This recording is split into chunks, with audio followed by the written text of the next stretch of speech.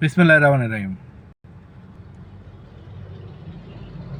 দেশকে যারা ভালোবাসেন, দেশের মানুষকে যারা ভালোবাসেন, দেশের যারা উন্নতি করার, দেশের উন্নতির জন্য যারা চেষ্টা চালাচ্ছেন, তাদের সবাইকে বলবো, কোনো প্রতিষ্ঠান নয়, কোনো দেশ নয়, কোনো গোষ্ঠী নয়, যে সমস্ত প্রতিষ্ঠান, যে সমস্ত দেশ, যে সমস্ত গোষ্ঠী ভেজাল পণ্য উৎপাদন করবে, ভেজাল সেবা প্রদান করবে, অন্যায় করবে, অবিচার করবে, অত্যাচার করবে, হত্যা খুন করবে, তাদের বিরুদ্ধে আমরা একত্রিত হই, তাদের বিরুদ্ধে আমরা বয়কটের ডাক দিই।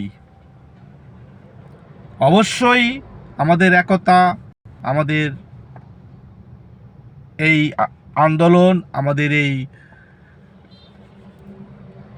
বয়কটের ডাক সুফল বয়ে আনবে। সবাইকে ধন্যবাদ।